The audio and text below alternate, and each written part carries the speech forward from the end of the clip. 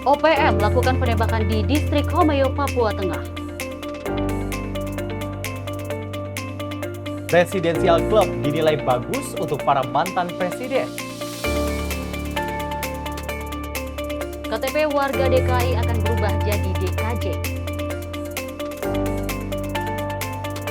Kesal, emak-emak menggerebek warung yang diduga jual obat terlarang.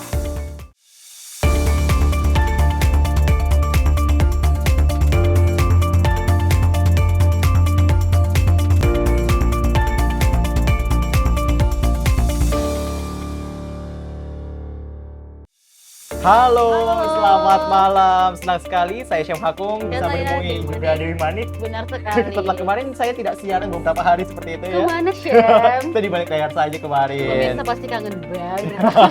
Dan tentu kalau misalnya kita berbicara soal malam hari ini, topik yang menjadi sorotan masih soal terkait dengan Presidensial Club yang ini juga akan diwacanakan oleh Presiden terpilih Prabowo Subianto yang nantinya akan dijaga seperti itu. Nantinya mungkin akan disatukan seperti itu ide pembahasan dan juga ini agar silaturahmi antar mantan presiden ini terbangun seperti itu, Dewi. Benar sekali, dan ada informasi juga OPM melakukan penembakan di distrik Homeo, Papua Tengah. Dan informasi yang lainnya akan kami sampaikan di Menyapa Malam. Tetaplah bersama kami, bersama saya Dewi Manik. Dan saya Syam Hakung, kita mulai dalam Menyapa Malam dari sekarang. Kita langsung masuk ke informasi pertama yang menjadi sorotan di Menyapa Malam kali ini, pemirsa, di mana Partai Gelora secara terang-terangan menolak rencana Partai Keadilan Sejahtera untuk bergabung ke dalam koalisi Prabowo Gibran. Melalui pesan singkat di WhatsApp, juru bicara PKS Mabruri mengatakan pihaknya enggan memberikan tanggapan ataupun respon terkait kabar tersebut. Melalui sambungan WhatsApp, PKS menegaskan jika pihaknya belum bisa memberikan statement khusus terkait rekonsiliasi PKS dengan kubu Prabowo Gibran. Saat dihubungi juru bicara PKS Mabruri, tidak berkomentar apapun ketika tim Simpo TV menanyakan terkait Partai Gelora yang menolak PKS bergabung ke pemerintahan Prabowo Gibran. Sementara itu, pengamat politik dari Universitas Al-Azhar Ujang Komarudin menilai sikap Partai Gelora tersebut adalah hal yang wajar. Ujang berpendapat jika masuknya PKS ke dalam pemerintahan Prabowo Gibran akan melemahkan pengaruh dan juga kekuatan Partai Gelora di dalam koalisi. Lebih lanjut, Ujang juga menyebut bahwa Partai Gelora dan PKS sulit disatukan karena latar belakang maupun sejarah dari kedua partai tersebut. Jika kita mengamati secara dalam penolakan Partai Gelora kepada PKS yang akan masuk koalisi Prabowo Gibran, itu sebagai sebuah penolakan yang serius. Artinya ada riak-riak di Kim karena penolakan Partai Gelora tersebut. Tetapi memang tidak ada penolakan dari partai lain. Kenapa Gelora atau menolak? Ya karena memang secara historis mereka tadinya satu, lalu pecah, akhirnya ada Gelora lahir. Dalam konteks itu, ketika PKS masuk koalisi pemerintah Prabowo Gibran, maka pengaruh kekuatan dari Gelora itu sedikit demi sedikit akan tersingkir, akan terkalahkan oleh PKS yang ketika masuk ke Prabowo Gibran akan kuat. Kenapa? Karena ya PKS partai parlemen, kekuatan parlemennya kelas menengah, artinya cukup lumayan kursi di DPR-nya. Nah dalam konteks itu ya suka tidak suka, senang tidak senang, Partai Gelora ya akan tersisih, akan tersingkirkan, akan hilang pengaruhnya di koalisi Indonesia Maju ketika PKS masuk ke Prabowo Gibran. Dan kenyataannya akan seperti itu. Ya oleh karena itu ya dalam kebatinan Gelora ya harus ditolak, harus tidak masuk. Ya, lalu yang membuat Gelora mungkin marah juga ya karena Gelora merasa sudah habis-habisan, sudah mati-matian, sudah berdarah-darah memenangkan Prabowo Gibran, tetapi PKS yang katakanlah menjadi lawan politik tiba-tiba masuk. Dari Jakarta, tim Simpo TV melaporkan. Kalau tadi kita melihat ini Gelora yang sudah dibilang ini sudah masuk dalam koalisi Prabowo Gibran sebelum akhirnya terpilih menjadi presiden terpilih seperti itu ya. Ini tiba-tiba ada yang mau masuk. Bisa dibilang penyusup atau bagaimana tuh? Waduh. Kita Bahaya sekali dong. Nah, itu bahaya sekali. Tapi kita lanjutkan ke informasi masih terkait dengan PKS, di mana Sekjen Partai Gerindra Ahmad Muzani mengatakan saat ini Prabowo masih menimbang waktu yang pas untuk melakukan pertemuan dengan Partai Keadilan Sejahtera. Dan namun dirinya memastikan pihaknya sangat menghormati keinginan PKS tersebut. Terlebih PKS pernah mengusung Prabowo dalam Pilpres 2014 dan 2019. Partai Keadilan Sejahtera selalu memberikan sinyal untuk melakukan pertemuan dengan Presiden terpilih Prabowo Subianto. Sekjen Partai Gerindra Ahmad Muzani mengakui bahwa partainya menangkap sinyal keinginan PKS untuk ditemui Prabowo Subianto. Ia mengatakan Gerindra menghormati keinginan PKS karena pernah bekerja sama menjadi pengusung Prabowo pada Pilpres 2014 dan 2019. Namun menurut Muzani, pertemuan antara Prabowo dan PKS tidak dapat dilakukan dalam waktu dekat. Hal ini dikarenakan Prabowo masih menentukan waktu yang tepat untuk melakukan pertemuan dengan PKS.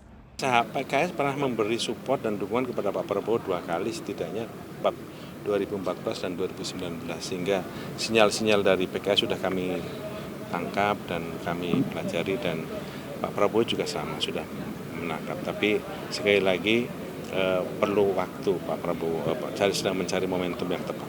Dari Jakarta, tim Simpo TV melaporkan. Kalau kita lihat memang katanya perlu waktu ya. Oke, menunggu waktu lagi. Ini entah sampai kapan seperti itu. Kalau misalnya kita berbicara soal Prabowo Subianto, memang kalau misalnya 2014 dan juga 2019 pada saat itu Prabowo Subianto bersama dengan Hatta Rajasa ya, kalau saya tidak salah di 2014 dan 2019 bersama dengan Sandiaga Uno ini maju dan ini diusung PKS. Tapi kenapa 2024 ini tidak mengusung seperti itu? Apakah ada perbedaan atau ada hal-hal lain yang akhirnya membuat PKS ini tidak mendukung Prabowo Gibran seperti itu? Kita nantikan aja lebih tepatnya ya, Nah, bagaimana apakah nanti kebijakan, karena kan memang PKS dari 2014 dan 2019 ini memang terlihat ya untuk mengikuti Gerindra. Nah, itu dia. Kalau misalnya kita melihat juga Prabowo Subianto sebagai presiden terpilih, ya lagi-lagi yang tadi saya tanya Dewi, ini kenapa baru gabung? Kenapa nggak dari awal aja? Apakah ini mencari posisi yang aman atau seperti apa? Nah, itu kita nantikan bersama. Apakah apa yang sebenarnya dicari seperti itu oleh PKS? Dan juga kita nantikan rekonsiliasinya ya. Benar sekali, Kita langsung ke informasi selanjutnya di mana pengamat politik Ujang Komarudin mengatakan alasan Partai Gelora menolak bergabungnya PKS ke dalam koalisi Prabowo Gibran adalah hal yang wajar. Dan menurutnya Partai Gelora ini sangat sudah all out dalam memenangkan Prabowo Subianto dan Gibran akan memenangkan di Pilpres 2024. Lalu soal penolakan PKS masuk ke koalisi Indonesia Maju oleh Partai Gelora, ya tentu kalau saya sih melihatnya ya pertama ya karena secara historis memang mereka dulu satu tubuh, satu rumah yang bercerai, yang berpisah. PKS tetap sebagai partai Islam dan Partai Gelora bermetamorfosis menjadi partai nasionalis begitu. Tetapi mereka dulu teman sahabat yang sekarang bersaing ya, punya rumah masing-masing, punya perahu masing-masing, punya bendera masing-masing. Nah dalam konteks itu ya tidak ketemu mereka. Nah ketika misalkan Gelora sudah mati-matian habis-habisan berjuang untuk pemenangan Prabowo Gibran, tahu-tahu PKS masuk, ya itu suatu kewajaran juga kalau Partai Gelora menolak kan begitu. Nah yang kedua saya sih melihatnya menolak ya karena kalau PKS masuk ke koalisi Indonesia Maju gabung Prabowo Gibran ya maka nanti Gelora akan tersisih, Gelora akan kalah saing oleh PKS karena PKS partai parlemen punya kursi banyak. Lambat laun ketika sudah campur di koalisi Indonesia Maju pengaruh Gelora akan kalah oleh PKS. Saya rasa itu yang bisa saya baca ya untuk bisa melihat fenomena penolakan Gelora terhadap PKS. Tetapi apapun itu ya kembali kepada Pak Prabowo sebagai presiden terpilih, apakah akan mengambil PKS ataukah tidak mengambil, itu hak prerogatif presiden terpilih Pak Prabowo. Tetapi memang harus dikonsultasikan dengan Partai Gelora dan partai-partai lain di koalisi Indonesia Maju agar memang koalisinya solid, utuh dan tidak pecah. Gimana nih Dewi, udah ngelihat tadi dari pengamat politik Ujang Komarudin yang mengatakan adalah hal yang wajar kalau misalnya Gelora ini menolak dari Partai Keadilan Sejahtera, seperti itu Dewi? Ya kalau memang sudah dari pengamat sendiri katanya sudah ada yang wajar, berarti sudah mengetahui juga dong ada hal sesuatu yang apa nih ya, gitu kan. Pasti ada ketakutan yang akhirnya ini dirasa oleh Partai Gelora. Ini jangan sampai PKS masuk ini jadi kayak menghantui atau membayang-bayangi dari Gelora itu sendiri seperti jangan sampai ya. Jangan sampai, dan kita nantikan bersama seperti itu ya. Kita lanjutkan ke informasi di mana ada Wakil Ketua Umum Partai Gerindra Rahayu Saraswati Joyo Hadikusumo mengatakan Presiden terpilih Prabowo Subianto tetap terbuka bagi partai politik yang akan bergabung dalam koalisi Indonesia Maju. Rahayu juga mengatakan pihaknya hingga kini masih terbuka untuk mengajak pihak manapun yang ingin bergabung ke dalam pemerintahan Prabowo Gibran, meskipun keputusan bergabung atau tidaknya ini berada di tangan para pimpinan parpol. Merespon terkait isu Partai Gelora yang menolak PKS bergabung ke dalam pemerintahan Prabowo Gibran, Wakil Ketua Umum Partai Gerindra, Rahayu Saraswati Jojo Hadikusumo menyebut bahwa Presiden terpilih Prabowo Subianto tetap terbuka untuk PKS bergabung dalam koalisi Prabowo Gibran. Rahayu mengatakan Prabowo Subianto selalu mengedepankan persatuan dalam pemerintahannya mendatang, termasuk persatuan di kalangan elit politik. Lebih lanjut ia menyampaikan, pihaknya kini masih terbuka untuk mengajak pihak manapun yang ingin bergabung ke dalam pemerintahan Prabowo Gibran, meskipun keputusan bergabung atau tidaknya dalam koalisi berada di tangan para pimpinan parpol. Dinamika politik tentunya masih sangat dinamis, organik, apapun bisa terjadi, komunikasi selalu terbuka, bahkan sebelum kampanye selesai, sebelum 14 Februari, masih terus berjalan sampai sekarang pun juga tentunya pintu selalu terbuka karena Pak Prabowo sekali lagi selalu mengedepankan persatuan Indonesia terutama dari kalangan elitnya. Untuk saat ini tentunya kita masih sangat terbuka untuk pihak manapun yang mungkin akan bergabung ataupun tidak, itu ada di pihak dari para pimpinan dan juga tentunya ketua-ketua dari partai-partai. Dari Jakarta, tim Sinpo TV melaporkan. Nah, itu tadi kita lihat bersama kalau misalnya dari Gelora ataupun dari barisan pendukung Prabowo Gibran menolak seperti itu. Tapi kalau misalnya dari sosok Prabowo Subiantonya ini masih terbuka. Jadi kalau misalnya tadi kita sampaikan PKS kenapa baru mau bergabung seperti itu. Dan ini juga kalau misalnya dari Gelora mungkin ada ketakutan ataupun kekhawatiran jika PKS nanti gabung. Tapi kalau misalnya dari presiden terpilih ini akan tetap mau terbuka siapapun yang nantinya akan melakukan dan tanda petik rekonsiliasi. Wah, kita tunggu aja SM ya, dan informasi lainnya terkait tentang politik masih Betul. akan kami sampaikan. Tetaplah bersama kami dalam Menyapa Malam Sinpo TV. Apa kabar pemirsa? Senang sekali saya Sally Siregar dapat menjumpai Anda dalam Simpo Dunia Sepekan. Kami temani akhir pekan Anda bersama sanak saudara dan keluarga tercinta. Dengan sajian informasi yang unik dan menarik dari berbagai negara. Pastinya kami akan memberikan berita yang unik dan menarik yang kami rangkum dalam Simpo Dunia Sepekan. Jangan lewatkan Sinpo Dunia Sepekan setiap Sabtu dan Minggu hanya di Sinpo TV.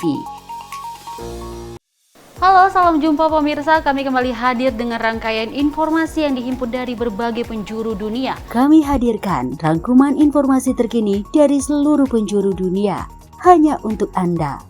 Informasi paling penting dan sajian berita menarik kami sajikan hanya di Sinpo Dunia.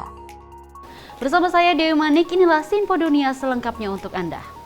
Jangan lewatkan Sinpo Dunia setiap Senin hingga Jumat di Sinpo TV.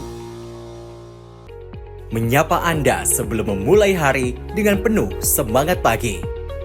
Halo, selamat pagi. Pagi Sally, pagi pemirsa Pagi, dimanapun semua. Beragam informasi dari seluruh penjuru negeri siap menemani Anda di pagi hari. Kami hadirkan beragam informasi terkini yang terjadi dari dalam dan luar negeri, tentunya dengan nuansa masa kini. Nah, kalau pengen happy, langsung aja stay tune di Sinpo TV pasti.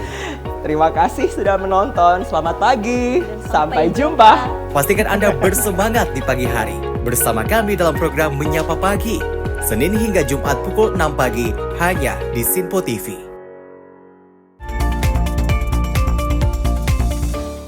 Terima kasih Anda masih bersama kami di Menyapa Malam, masih bersama Dewi Manik dan juga saya Syam Hakung. Nah, di paruh kedua dari Menyapa Malam kali ini, kita masih membahas soal peta koalisi ataupun ini soal kontestasi perpolitikan di tanah air.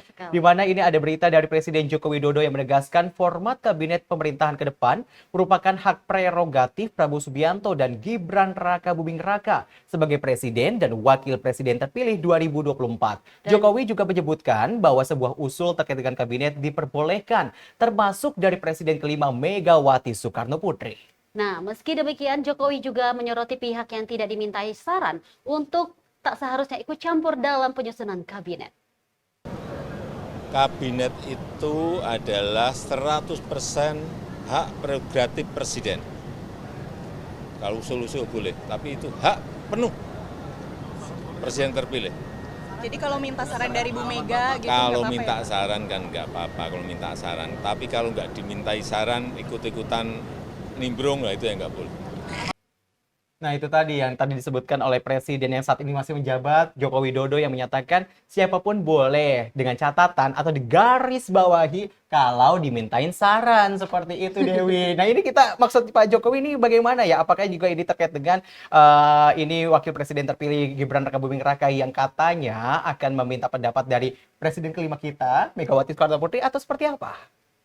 Kalau ada niat baik pastinya akan minta saran, tapi kalau tidak, ya kita sebagai yang tidak diminta saran kayaknya skip dulu gitu ya. Oke, kita akan lihat perkembangannya bagaimana, seperti apa perkembangannya, dan juga siapa-siapa saja yang masuk dalam jajaran kabinet dari Presiden terpilih Prabowo Subianto ke depannya. Dan kita lanjutkan masih terkait dengan perpolitikan di tanah air, di mana Ketua TKN Prabowo Gibran, Rosan Ruslani, menyebutkan akan mendukung keinginan Presiden terpilih Prabowo Subianto untuk melibatkan semua mantan Presiden RI dalam penyusunan kabinet pemerintahan mendatang. Dan juga menurutnya usulan tersebut patut didukung lantaran sosok Prabowo Subianto ini merupakan seseorang yang selalu mementingkan persatuan dan kesatuan.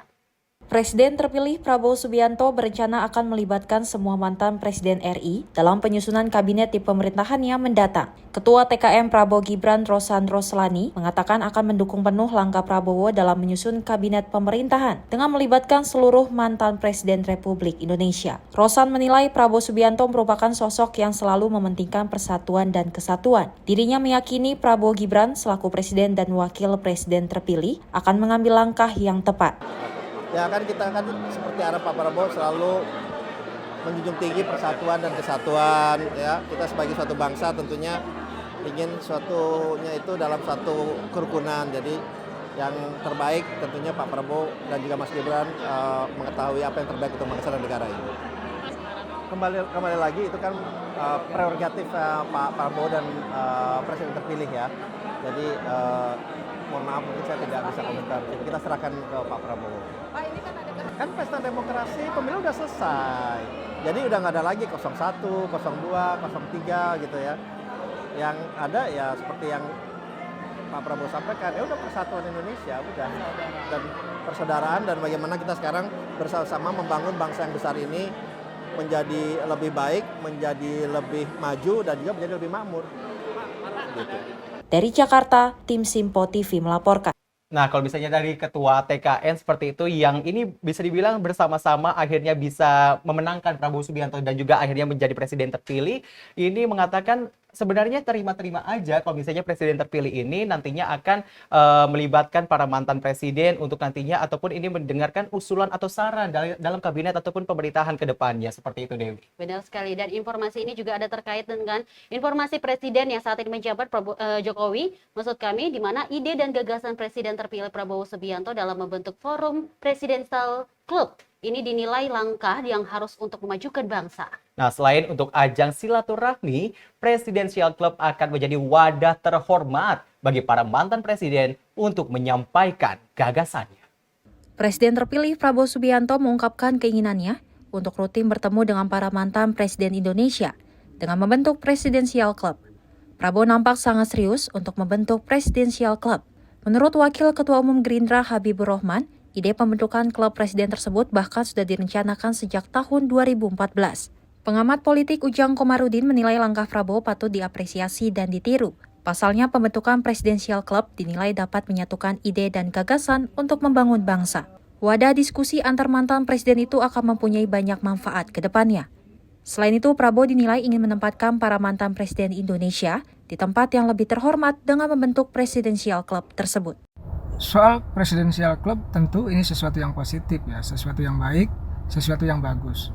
Paling tidak ada 4 hal yang bisa saya baca. Pertama, sebagai ajang silaturahmi. Yang kedua, ya sebagai ajang apa? Pemberian ide dan gagasan ya dari mantan presiden kepada presiden terpilih, kepada Pak Prabowo Subianto. Jadi banyak pengalaman, ide gagasan mantan-mantan presiden itu ya diberikan kepada Prabowo Gibran. Itu kan sesuatu yang bagus. Yang ketiga, saya melihatnya apa? Ya, Pak Prabowo ingin menyatukan beliau-beliau mantan-mantan presiden yang hingga saat ini tidak akrab gitu. Kita tahu dan sama-sama tahu bahwa Ibu Megawati dengan Pak SBY dari Pilpres 2004 hingga 2024, 5 kali Pilpres itu tidak akrab. Lalu di 2024 pun Pak Jokowi dengan Ibu Megawati pun putus hubungan, tidak akrab. Nah dalam konteks itu ya Pak Prabowo ingin menyatukan mereka semua dalam satu wadah, yaitu Presidential Club. Nah yang keempat saya melihatnya, kelihatannya Pak Prabowo ingin menempatkan mantan-mantan presiden di tempat yang terhormat, di tempat yang mulia. Nah wadahnya mungkin yaitu Presidential Club itu. Kalau saya melihatnya seperti itu. Memang nanti tantangannya gitu loh, yaitu bagaimana Pak Prabowo bisa mengajak beliau-beliau mantan-mantan presiden, Ibu Mega, Pak SBY dan Pak Jokowi untuk bisa bersatu dalam satu wadah itu. Ini ya kesulitannya, karena kalau hati yang terluka, ya hati yang kecewa di masa lalu itu tidak mudah untuk bisa disatukan. Dan itu tantangan yang paling besar yang harus diselesaikan oleh Pak Prabowo ketika ingin merealisasikan Presidential Club tersebut. Dijelaskan Presidential Club merupakan wadah untuk menyatukan para mantan Presiden Indonesia terdahulu supaya bisa tetap rutin berdiskusi tentang masalah strategis kebangsaan. Dengan tercetusnya ide Presidential Club ini, diharapkan para mantan presiden bisa tetap menjaga silaturahmi kebangsaan. Para pemimpin bangsa harus bersatu untuk menghadapi tantangan geopolitik dan geostrategis yang sangat dinamis. Dari Jakarta, tim Simpo TV melaporkan. Ya, seperti kita ketahui bersama Dewi dan juga pemirsa bahwa kalau misalnya kita berbicara soal Presidential Club, ini sebenarnya di luar negeri atau kita langsung saja jemput ya, ada di Amerika ini sudah menerapkan sistem tersebut ini untuk akhirnya untuk nantinya ajang silaturahmi dan juga ini agar adanya konektivitas ataupun ini berkesinambungan antara program pemerintah sebelumnya dengan pemerintah saat ini. Jangan sampai ntar ada miskomunikasi atau bakal ada proyek yang nantinya mangkrak seperti itu. Benar, kalau itu dinilai mangkrak memang harus dikerjakan. Betul Jadi sekali. ini harus kalau dilihat Presidential Club ini memang ya perlunya dikaji. Penting seperti itu untuk nantinya kita terapkan ataupun nanti diterapkan oleh Presiden terpilih Prabowo Subianto agar semuanya berjalan mulus seperti itu di dalam pemerintahannya ke depan. Kita lanjutkan di mana ini masih terkait dengan juga pemerintahan ke depannya, di mana Wakil Ketua Umum Partai Gerindra Habibur Rahman yang menilai kader Partai Amanat Nasional Eko Patrio pantas menjadi menteri dalam kabinet Prabowo dan juga Gibran Rakabuming Raka. Dan Eko Patrio ini dianggap memiliki penampilan yang pas untuk bergabung di pemerintahan baru nantinya. Hal tersebut disampaikan Habibur Rahman saat menanggapi pernyataan Ketua Umum Partai Amanat Nasional Zulkifli Hasan yang mendorong kadernya yakni Eko Patrio sebagai calon menteri dari partainya. Habibur Rahman mengatakan kemungkinan porsi menteri yang diungkap oleh Zulhas merupakan hasil komunikasi langsung dengan Prabowo Subianto. Habib pun tak mempersoalkan jika Eko Patrio diusulkan sebagai menteri, bahkan ia mengaku senang karena ada seorang menteri yang berasal dari daerah pemilihan yang sama dengan dirinya, yakni Jakarta Timur. Ya, karena yang menyampaikan kan Bang Zul, ya. Bang Zul kan ketum. Tentu ketum punya saluran komunikasi khusus dengan Pak Prabowo, sesama ketum kan. Ya mungkin saya menduga ya mungkin itu kan didapat langsung dari Pak Prabowo. Ya kita sih senang-senang saja kalau Eko kan orang Jakarta Timur juga kan jadi menteri, punya teman menteri saya jadinya kan. Kita ikut bangga. Eko Patrio ini udah muncul di kalangan internal, Bang Habib sendiri udah. Ya kalau lihat ini ya kan potongannya itu pantas juga sih Eko jadi menteri gitu kan. Kalau lihat kalau baju itu ya potongannya dengan bahannya ya kan.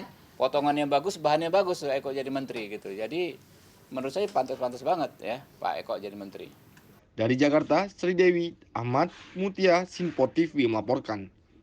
Nah itu tadi yang disampaikan oleh Habibur Rahman seperti itu. Ya mungkin Mas Eko Patrio seperti itu, ini juga mungkin apa ya bisa dibilang agak khawatir karena juga ini kan kalau misalnya kita di DPD RI kan ada yang kemarin meraih suara terbanyak seperti itu Komeng mungkin. Jadi pengen jadi menteri juga atau gimana?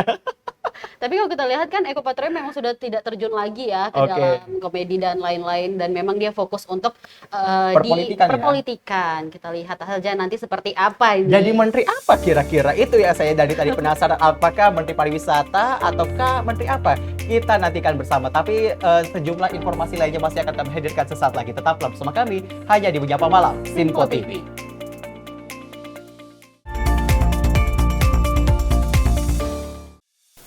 Apa kabar pemirsa? Senang sekali saya Sally Siregar dapat menjumpai Anda dalam Simpo Dunia Sepekan. Kami temani akhir pekan Anda bersama sanak saudara dan keluarga tercinta.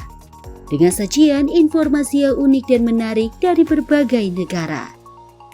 Pastinya kami akan memberikan berita yang unik dan menarik yang kami rangkum dalam Simpo Dunia Sepekan. Jangan lewatkan Simpo Dunia Sepekan setiap Sabtu dan Minggu hanya di Simpo TV. Halo, salam jumpa pemirsa. Kami kembali hadir dengan rangkaian informasi yang dihimpun dari berbagai penjuru dunia. Kami hadirkan rangkuman informasi terkini dari seluruh penjuru dunia hanya untuk Anda. Informasi paling penting dan sajian berita menarik kami sajikan hanya di Simpo Dunia. Bersama saya Dewi Manik, inilah Simpo Dunia selengkapnya untuk Anda. Jangan lewatkan Simpo Dunia setiap Senin hingga Jumat di Simpo TV. Menyapa Anda sebelum memulai hari dengan penuh semangat pagi. Halo, selamat pagi. Pagi Sally, pagi pemirsa dimanapun semua. Beragam informasi dari seluruh penjuru negeri siap menemani Anda di pagi hari. Kami hadirkan beragam informasi terkini yang terjadi dari dalam dan luar negeri, tentunya dengan nuansa masa kini. Nah, kalau pengen happy, langsung aja stay tune di Simpo TV pasti. Terima kasih sudah menonton. Selamat pagi. Sampai jumpa. Pastikan Anda bersemangat di pagi hari bersama kami dalam program Menyapa Pagi, Senin hingga Jumat pukul 6 pagi hanya di Simpo TV.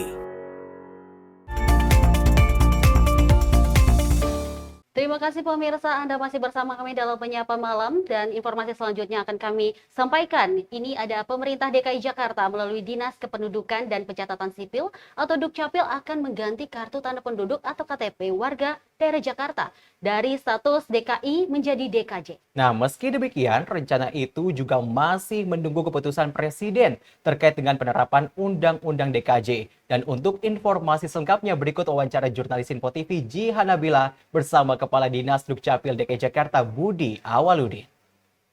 Kepala Dinas Kependudukan dan Pencatatan Sipil DKI Jakarta Budi Awaludin mengatakan terdapat 8,3 juta KTP Jakarta yang harus diganti.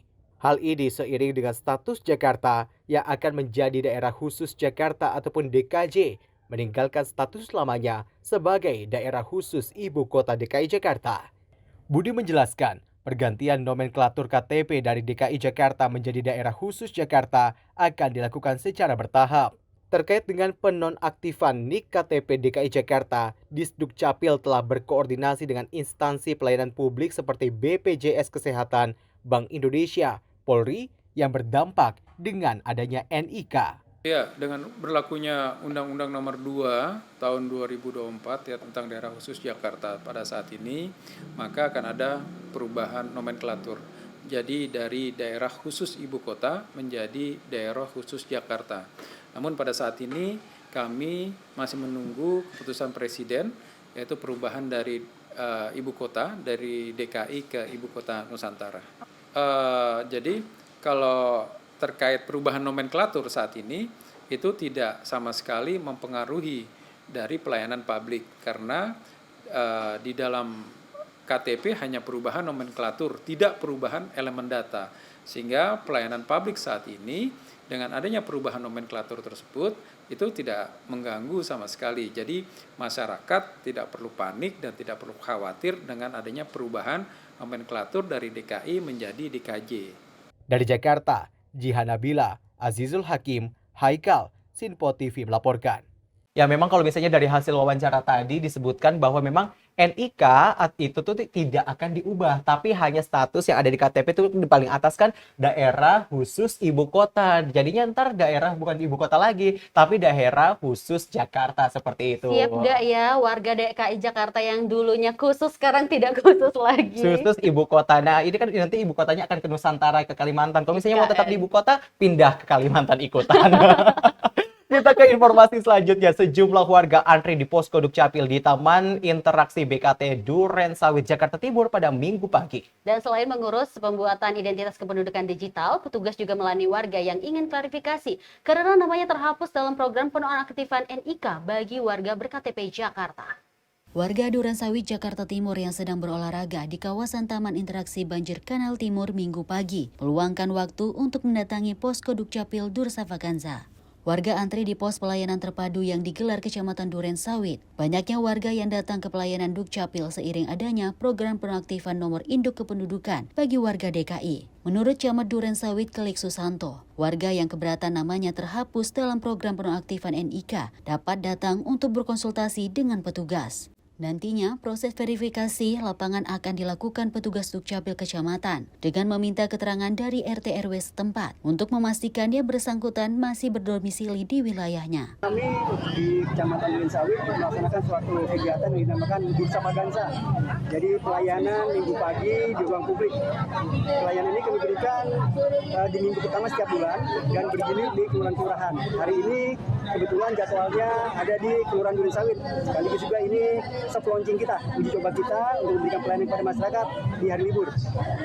Ya, jadi saat ini Pemprov DKI Jakarta sedang melakukan program penonaktifan KK dan KTP, NIK ya. Jadi warga banyak yang konsultasi, banyak yang mengurus karena memang kita ingin warga kita tertib ya dari aspek administrasi kependudukan ini. Di Dukcapil bisa kita lakukan tadi ya pengurusan konsultasi penonaktifan NIK, pencetakan KIA, kartu identitas anak, lalu juga perekaman KTP, ya, dan lain-lain banyak yang dilakukan. Nanti kan konsultasi ya, jadi nanti kan diverifikasi. Ya, apabila warga ada keberatan, silakan ajukan ke Dukcapil. Nanti tim dari Dukcapil akan melakukan verifikasi ke lapangan. Akan ditanya dengan Pak RT, Pak RW apakah benar warga tersebut tinggal di lokasi tersebut. Gitu. Kalau memang tidak tinggal lagi di situ, ya mohon maaf, ya kan berarti kan secara de facto sudah tidak berdomisili lagi di Kecamatan Durensawit. Banyak juga lumayan, kita ada beberapa ribu gitu yang harus kita verifikasi KTP-nya. Cuman kan ini kan bertahap ya. Jadi tahapan pertama itu sebenarnya untuk penonaktifan NIK itu untuk yang sudah meninggal tapi tidak mengurus akta kematian dan juga yang memang sudah tidak berdomisili lagi di Kecamatan Durensawit dan juga sudah ditemukan lagi di mana keberadaannya. Kegiatan penataan dan penertiban dokumen kependudukan sesuai domisili kini masih terus dilakukan pihak Kecamatan Durensawit. Saat ini penertiban dilakukan bertahap dan ribuan NIK yang dinonaktifkan bagi warga yang diduga telah meninggal dunia. Dari Jakarta, Sultoni, Sinfo TV. Wah, tampaknya memang ramai sekali ya Betul untuk sekali. pengurusan NIK ini ya. Tapi kalau misalnya yang tadi ini penonaktifan NIK bukan persoalan tadi yang diubah dari DKI ke DKJ, tapi Benar. ini ada kesalahan sistem seperti itu sampai akhirnya warga yang memang bertempat tinggal ataupun memang domisili di Jakarta ini akhirnya juga ikut dinonaktifan. Jadi poinnya adalah dinonaktifkan, bukan diubah NIK-nya seperti itu. Benar sekali. Nah, ini masih terkait juga informasi soal Dukcapil di mana puluhan ribu warga Jakarta maupun Tangerang antre mendaftarkan diri menjadi warga Kabupaten Bogor, Jawa Barat di Dinas Kependudukan dan Catatan Sipil di Kabupaten Bogor, Jawa Barat. Dan hal itu menyusun adanya rencana penonaktifan KTP oleh pemerintah Jakarta bagi warga Jakarta yang berdomisili yang bukan asal Jakarta dengan berbekal surat izin pindah dari wilayah asal Jakarta. Rencana penonaktifan nomor induk kependudukan di kartu tanda penduduk non-domisili asal Jakarta yang bergulir sejak awal tahun 2024 hingga hari ini membuat Dinas Kependudukan dan Catatan Sipil Kabupaten Bogor, Jawa Barat mengaku sudah lebih dari puluhan ribu jiwa warga Jakarta yang mulai masuk dan mengajukan pindah sebagai warga Kabupaten Bogor dari Jakarta. Dengan bermodalkan surat domisili asal tinggal, pemerintah Kabupaten Bogor langsung mencatat puluhan ribu pemohon yang akan pindah dari Jakarta menuju Kabupaten Bogor, sesuai dengan tempat tinggal pemohon. Bertambahnya jumlah jiwa asal Jakarta menuju Kabupaten Bogor kali ini membuat antrian di kantor Dinas Kependudukan dan Catatan Sipil membludak hingga ke Jalan Raya Tegar Beriman. Berkaitan dengan kebijakan pemerintah Jakarta, pemerintah Provinsi Jakarta bahwa warga Jakarta yang berKTP Jakarta tetapi sudah tidak bertempat tinggal di Jakarta, itu mereka memiliki kebijakan untuk menonaktifkan NIK-nya. Karena memang warga masyarakatnya tidak bertempat tinggal. Nah, oleh karena itu dengan adanya kebijakan seperti itu dan banyak warga Jakarta yang sudah bertempat tinggal di luar Jakarta, salah satunya di Kabupaten Bogor, itu jumlahnya juga relatif cukup banyak. Bahkan kita pernah dalam satu hari kurang lebih mengurus kedatangan mereka itu di angka 800-an, ya, 800 orang satu hari. Dan itu sudah dimulai dari sebelum 2024 karena mungkin sudah banyak informasi, tapi baru kemarin di awal 2024 sudah banyak informasi isu berkaitan dengan itu. Jadi angkanya cukup meningkat, ya. Jadi setiap hari sampai di angka 800 per harinya. Nanti data rilisnya kita sampaikan. Seperti itu. Kebanyakan kalau di Jakartanya di mana, intinya mereka di Jakarta. Kita tidak mendata detail awalnya dari Jakarta Barat, Timur atau Selatan, tetapi melihat bahwa itu dari Jakarta. Kemudian sebagian besar kebanyakan bertempat tinggal di Kabupaten Bogornya itu di daerah perbatasan. Misalkan daerah Gunung Putri, Cilengsi, gitu kan. Kemudian daerah Tenjo juga kan seperti itu. Terutama yang berbatasan dan akses dari Jakarta mudah, ya baik KRL atau dan lain sebagainya kan seperti itu. Tingginya angka pemohon pindah domisili asal Jakarta menuju Kabupaten Bogor dipicu pasca adanya wacana penonaktifan KTP warga Jakarta yang tidak tinggal di Jakarta dan wacana penertiban administrasi. Hal ini pun disambut warga dan mereka berharap agar kondisi tersebut bisa berjalan tanpa harus menanggung beban pemerintah yang kini mulai menampung warga Jakarta di Kabupaten Bogor. Dari Kabupaten Bogor, Sultoni, Simpo TV melaporkan. Nah, yang tadi saya sempat singgung, Dewi, ini ada di mana warga yang sebenarnya tinggalnya bukan Jakarta, di Bogor, Tangerang, tapi ini juga tetap KTP-nya Jakarta. Akhirnya ini harus baru mengurus seperti itu. Kemana aja kemarin Anda sebagai warga seperti itu ya? Kita ini karena juga kenapa baru sekarang diurus? Apa karena baru dinonaktifkan seperti itu? Atau baru wacana dinonaktifkan, baru Anda urus seperti itu? Ini juga menjadi pelajaran kita bersama untuk kedepannya, langsung diurus kalau ada apa-apa. Benar, jangan dicontoh ya untuk perbuatan seperti Betul sekali. Kita beralih ke informasi lainnya pemirsa, di mana kelompok organisasi Papua Merdeka kembali melakukan operasi brutal di distrik Homeo di Kabupaten Intan Jaya, Papua Tengah. Dan kelompok separatis ini membakar gedung sekolah dan 4 rumah warga hingga menembak remaja tidak bersalah dan tidak berdosa bernama Alexander Parapar. Seorang pemuda bernama Alexander Parapak menjadi korban serangan kelompok organisasi Papua Merdeka di distrik Homeo, Intan Jaya, Papua Tengah pada 30 April 2024. Tak berhenti di sana, kelompok OPM terus melakukan aksi-aksi keji hingga membakar gedung sekolah dan 4 rumah warga. Selang 4 hari, aparat TNI dan Polri berhasil merebut kembali distrik Homeo lewat operasi cepat selama 20 menit. Berdasarkan informasi bahwa kelompok OPM hendak membumi hanguskan distrik Homeo. Dalam proses evakuasi, seorang guru dan 2 anak-anak berhasil diselamatkan. Aparat menggunakan helikopter gabungan TNI Angkatan Darat dan Polri, serta pesawat TNI Angkatan Udara. Jenazah Alexander Parapak lantas dibawa ke Timika, Papua, untuk dipulangkan ke Toraja, Sulawesi Selatan. Tim Simpo TV melaporkan. Miris sekali ya seperti itu melihat informasi di mana pemberontakan ataupun organisasi Papua Merdeka yang lagi-lagi berulah dan akhirnya ini harus ada nyawa yang melayang di Papua sana. Dan semoga juga pemerintah dapat menangani untuk kasus seperti ini dan ini memang tidak patut untuk ditiru. Betul sekali. Dan kemarin kita mendapatkan informasi bahwa ini Alexander yang menjadi korban ini berusia 20 tahun dan 4 hari kemudian baru TNI dan Polri berhasil menguasai wilayah yang mana ini menyelamatkan 1 orang guru dan juga 2 anak dan akhirnya ini juga mengevakuasi dari jenazah dari Alexander. Nah, ini ada informasi terkait itu ada Panglima Komando Gabungan Wilayah Pertahanan 3 Letjen TNI Richard Taruli Horja Tampu Bolon menyatakan tim gabungan TNI Polri telah dikerahkan ke distrik Homeo Kabupaten Intan Jaya, Papua Tengah.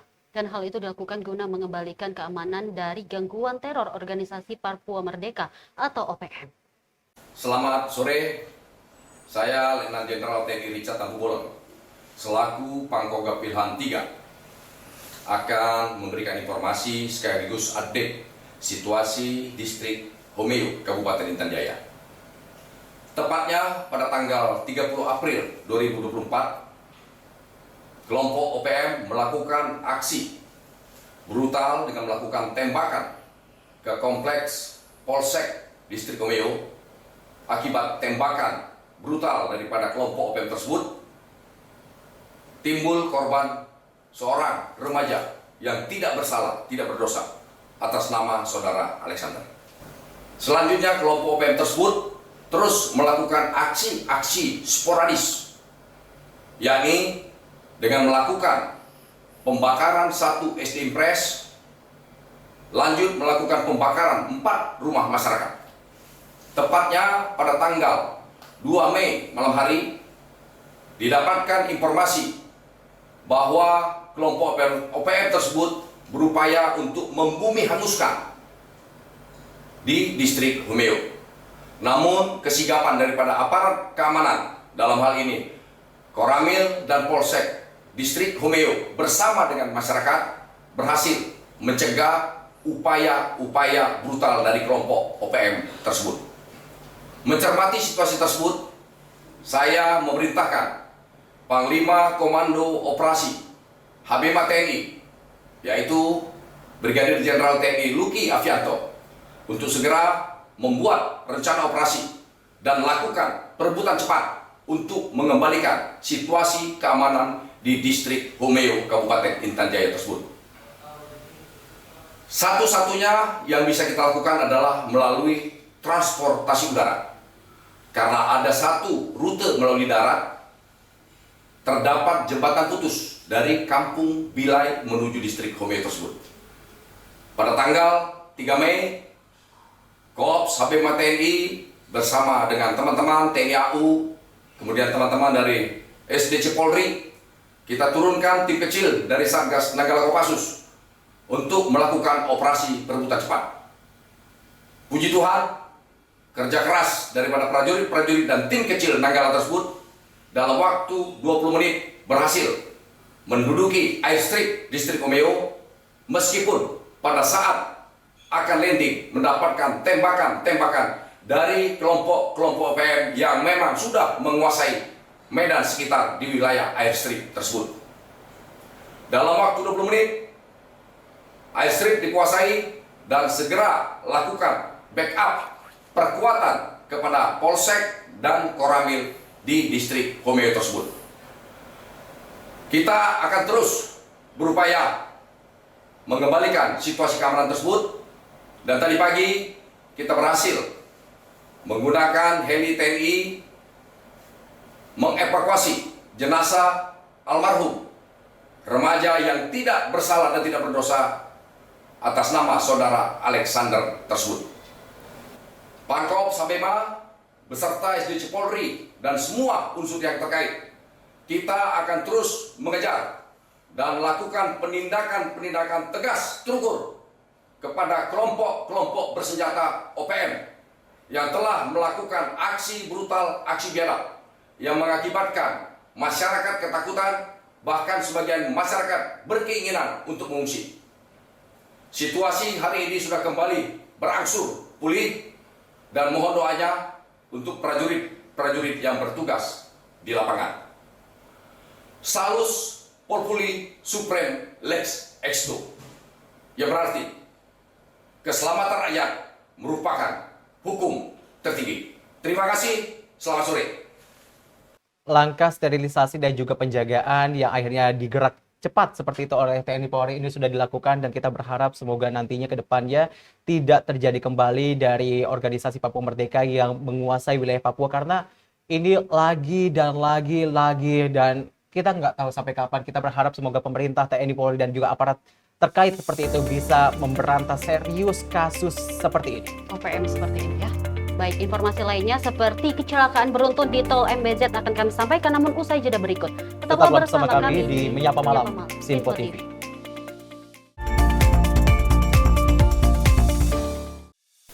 Apa kabar pemirsa? Senang sekali saya Sally Siregar dapat menjumpai Anda dalam Simpo Dunia Sepekan. Kami temani akhir pekan Anda bersama sanak saudara dan keluarga tercinta, dengan sajian informasi yang unik dan menarik dari berbagai negara. Pastinya kami akan memberikan berita yang unik dan menarik yang kami rangkum dalam Simpo Dunia Sepekan. Jangan lewatkan Simpo Dunia Sepekan setiap Sabtu dan Minggu hanya di Simpo TV. Halo, salam jumpa pemirsa. Kami kembali hadir dengan rangkaian informasi yang dihimpun dari berbagai penjuru dunia. Kami hadirkan rangkuman informasi terkini dari seluruh penjuru dunia hanya untuk Anda. Informasi paling penting dan sajian berita menarik kami sajikan hanya di Simpo Dunia. Bersama saya Dewi Manik, inilah Simpo Dunia selengkapnya untuk Anda. Jangan lewatkan Simpo Dunia setiap Senin hingga Jumat di Simpo TV. Menyapa Anda sebelum memulai hari dengan penuh semangat pagi. Halo, selamat pagi. Pagi Sally, pagi pemirsa dimanapun semua. Beragam informasi dari seluruh penjuru negeri siap menemani Anda di pagi hari. Kami hadirkan beragam informasi terkini yang terjadi dari dalam dan luar negeri, tentunya dengan nuansa masa kini. Nah, kalau pengen happy, langsung aja stay tune di Simpo TV pasti. Terima kasih sudah menonton. Selamat pagi. Sampai jumpa. Pastikan Anda bersemangat di pagi hari bersama kami dalam program Menyapa Pagi, Senin hingga Jumat pukul 6 pagi hanya di Simpo TV.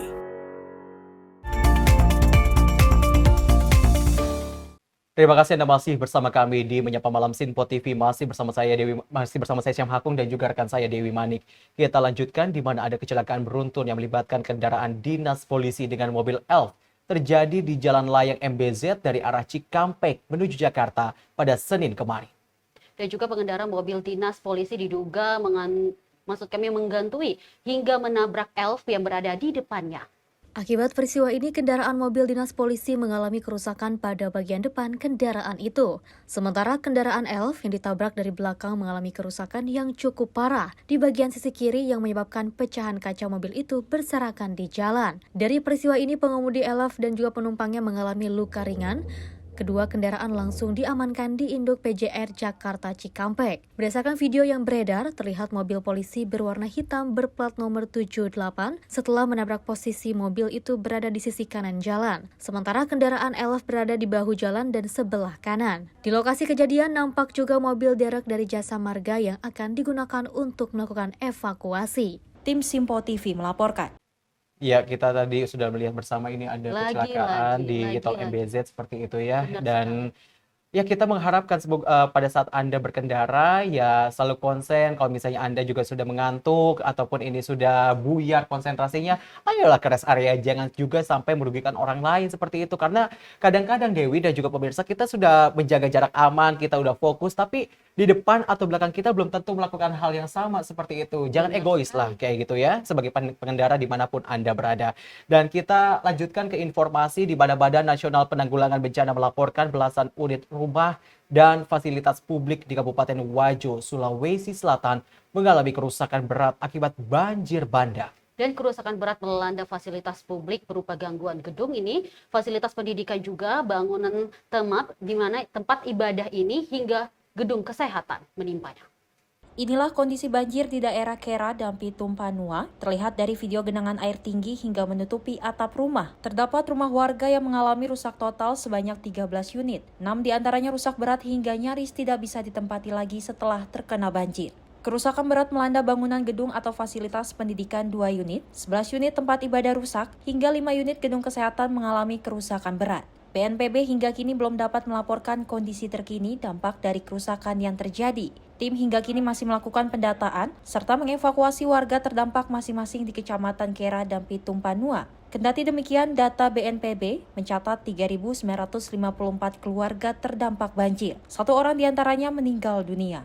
Pihak BNPB berencana melalui Badan Penanggulangan Bencana Daerah masih berusaha menyalurkan bantuan logistik berupa barang kebutuhan pokok. Upaya perbaikan rumah sarana umum yang rusak dan pemulihan sarana dan prasarana umum masuk dalam program prioritas jangka menengah dan panjang. Tim Simpo TV melaporkan. Banjir bandang lagi-lagi terjadi, ini juga menjadi perhatian baik itu pemerintah kabupaten, kota, ataupun provinsi di wilayah setempat. Sehingga tadi ada fasilitas kesehatan, ada juga tadi gedung bangunan-bangunan seperti itu, perkantoran, ada juga tadi rumah sakit, ibadah seperti itu. Ini juga menjadi perhatian kita bersama. Semoga pemerintah dengan sigap dan juga ini dengan cepat untuk membantu warga, mengevakuasi warga, memberikan bantuan kepada masyarakat di sana. Kita ke informasi lainnya pemirsa, sejumlah warga di Kabupaten Ciamis, Jawa Barat digemparkan dengan aksi tindak pidana pembunuhan dengan memutilasi pada Jumat 3 Mei 2023. Dalam potongan video yang viral di sosial media tersebut, terlihat seorang pria membawa potongan jasad ke depan sebuah rumah.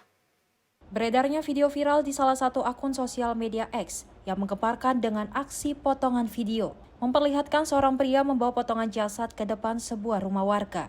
Dalam video tersebut, telah terjadi aksi tindak pidana pembunuhan dengan memutilasi yang terjadi di Dusun Sindang Jaya, Desa Cisontrol, Kecamatan Rancah, Kabupaten Ciamis, Jawa Barat.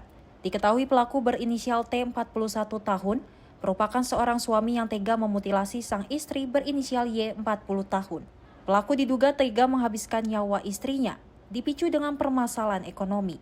Pelaku kini berhasil diamankan petugas kepolisian guna mempertanggungjawabkan atas perbuatannya, serta memeriksa pelaku terkait kondisi kejiwaannya. Tim Simpo TV melaporkan. Kita melihat bahwa kejadian ini memang luar biasa ya, manusia dapat melakukan hal seperti itu gitu. Dan ini keluarga sendiri. Saya bahkan sampai tidak bisa berkata-kata, saya merinding karena kalau informasi yang saya tidak salah dapatkan, ini bahkan potongan tubuhnya ini ditawarkan ke tetangganya. Benar. Dan ini juga pelaku, informasi terupdate dari yang kami peroleh bahwa dirinya mengalami gangguan jiwa karena perekonomian ininya ya, dari kenapa bisa gangguan jiwanya akibatnya seperti itu.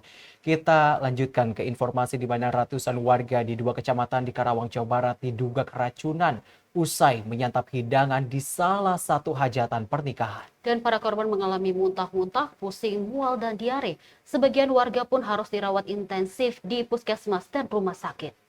Video amatir ini merekam saat sejumlah emak-emak menggerebek sebuah warung yang diduga menjual obat-obatan terlarang. Warung yang digerebek emak-emak ini berada di Desa Mekapohaci, Kecamatan Cilebar, Karawang, Jawa Barat. Lokasi ini telah diketahui lama oleh warga sebagai tempat nongkrong dan transaksi obat-obatan terlarang. Dari video yang beredar dan viral di media sosial ini, The Power of Mama juga merusak warung serta membakar ban bekas di tengah jalan. Dari penggerebekan itu, para mama itu menemukan sejumlah barang bukti berupa plastik yang diduga bekas obat-obatan terlarang.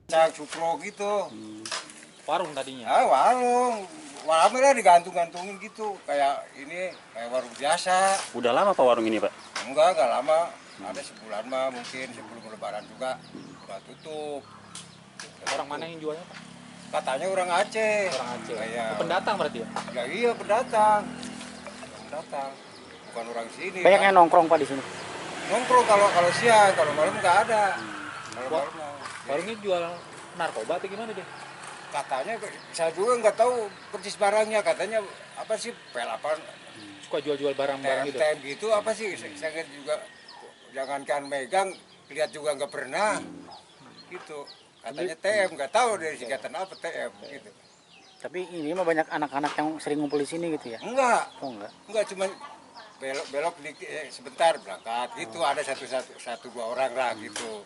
Itu ketahuannya kenapa Pak? Ada yang curiganya kenapa? Ya mungkin di kampung-kampung ramai mungkin ada obat itu katanya. Gitu. Di sini mungkin, gitu ya? Dari dulu. TM tramadol maksudnya? Enggak tahu saya, mungkin itu.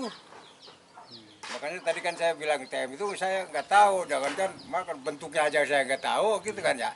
Nggak tahu TM-nya gimana ya bentuknya. Saya yang tahu kan pil KB gitu ya. Penjualnya kabur atau gimana Pak? Udah lama nggak ada. Oh nggak ada. Berapa orang yang jual? Satu. Emang udah lama kosong gitu ya? Udah kosong.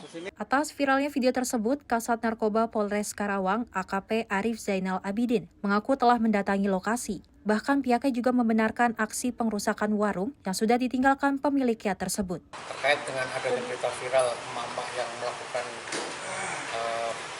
penggerebekan di Saung, wilayah Bedes, itu adalah benar kejadian kemarin, dan warung itu memang sudah lama kosong. Makanya ditemukan sama warga, kondisinya memang nggak ada penghuninya. Dan informasi dari warga bahwasanya setahu emak-emak bahwa warung itu sempat digunakan untuk nongkrong orang Aceh yang melakukan transaksi. Cuman hal itu sudah lama kosongnya. Itu keterangan dari salah satu warga yang ada di wilayah tersebut. Makanya beritanya ramai di situ dan kemungkinan tetap akan kita lakukan penyelidikan terhadap peristiwa tersebut. Mohon kiranya informasi dari rekan-rekan semuanya ataupun warga tentang keberadaan warung ataupun kios yang dicurigai menjual obat-obat keras. Yang membuat kemarahan warganya apa? Yang membuat kemarahan warganya kemungkinan di situ banyaknya anak-anak muda nongkrong di situ. Itu bentuknya adalah saung, bukan warung tapi saung yang dibakar oleh mama. Sering digunakan transaksi narkoba gitu? Informasi dari warga begitu yang setahu dari mama. Makanya peristiwa itu terjadi sebelumnya adalah udah lama karena sudah tidak ada kegiatan sekitar sebulan yang lalu. Atas peristiwa ini, polisi akan melakukan penyelidikan lebih lanjut terkait dugaan penjualan obat-obatan terlarang. Dari Karawang, Jawa Barat, Tim Simpo TV melaporkan. Menjadi perhatian kita bersama di mana kalau misalnya ada hajatan, kehigienisan makanan tolong diperhatikan. Boleh ngundang banyak orang, boleh ngundang mungkin se-RT, RW, kelurahan, kecamatan, ataupun seprovinsi bahkan. Tapi tolong kehigienisannya ini diperhatikan, jangan sampai ada kasus keracunan lagi terjadi. Kayak gitu ya. Memakan banyak korban jadinya seperti ini ya. Iya, betul sekali. Ini sangat tidak untuk ditiru dan semoga kedepannya tidak ada lagi kasus serupa yang terjadi di seluruh Indonesia ataupun di mancanegara seperti itu ya. Dan saya ingin informasi tadi sekaligus menjadi akhir jumpa kita di Menyapa Malam kali ini. Saya Syem Haku. Dan saya Dewi Manik pamit undur diri. Terima kasih atas kebersamaan Anda. Selamat malam dan sampai jumpa. Sampai jumpa.